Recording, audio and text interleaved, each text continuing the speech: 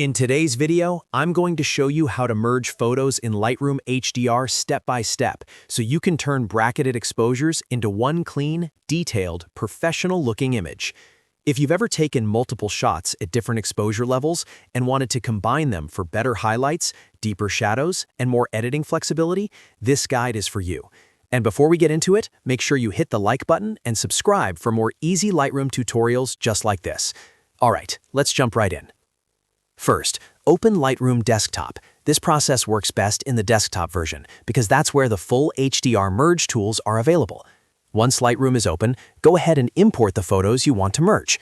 These should be bracketed shots, which usually means you took the same scene at different exposure settings, like -2, 0, and +2.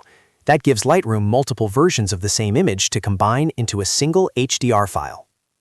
After your images are imported, the next step is to select all the photos you want to merge. You can do this by holding Control and clicking each image one by one, or by selecting the full group if they're already together in your film strip.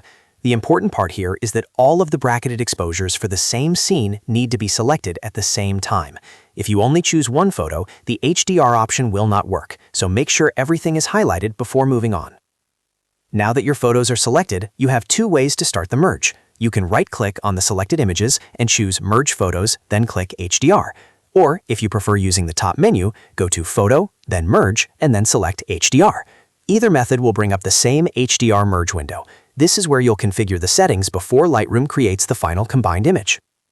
When the HDR pop-up appears, there are a few important options you should understand. First is Auto Align. In most cases, you want this turned on. Auto Align helps correct tiny camera movements between shots, which is especially useful if you were shooting handheld. Even the slightest shake can cause misalignment, so keeping this enabled usually gives you a cleaner result. Next is Auto Settings. This option is optional, but it can be helpful because Lightroom will automatically adjust the tones for you after the merge. If you want a faster starting point, you can leave it on. If you prefer complete manual control and want to build your look from scratch, you can turn it off and adjust everything yourself later. Either way can work, depending on your editing style. Then you'll see Deghost Amount. This setting is very important if anything moved between shots. If nothing in the frame moved, you can leave it on none. But if you had people walking through the scene, branches moving in the wind, water shifting, or anything else that changed between exposures, then you should use low or medium. Deghost helps reduce weird blur, double edges, and ghosting artifacts that can happen when Lightroom combines motion across multiple photos. Once your settings are ready, click Merge. Lightroom will now process the selected images and create a new HDR DNG file. This is one of the biggest advantages of the HDR merge feature because you're not just stacking photos together randomly. Lightroom creates a single file with much higher dynamic range, which means you keep detail in both the bright highlights and the dark shadows while still having full editing control afterward.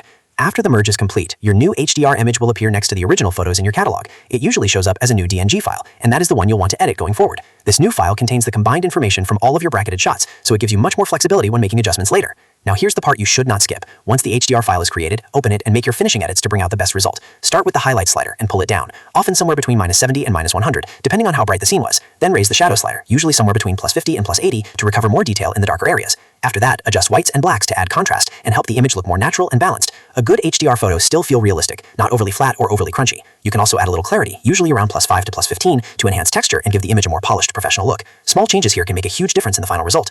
If you run into problems, there are a few common fixes to know. If the HDR option is grayed out, that usually means only one photo is selected, so double check that you've highlighted all the bracketed images. If the result looks blurry or slightly off, turn on Auto Align before merging. And if you see ghosting or strange movement in the final photo, increase the Deghost setting and try the merge again. And that's it. You now know how to merge photos in Lightroom HDR, create a high dynamic range DNG file, and fine-tune it afterward for a clean, professional result. This is one of the best ways to take your landscape, interior, and high-contrast photos to the next level without losing detail. If this tutorial helped you out, please hit the like button, subscribe for more Lightroom tips, and I'll see you in the next video.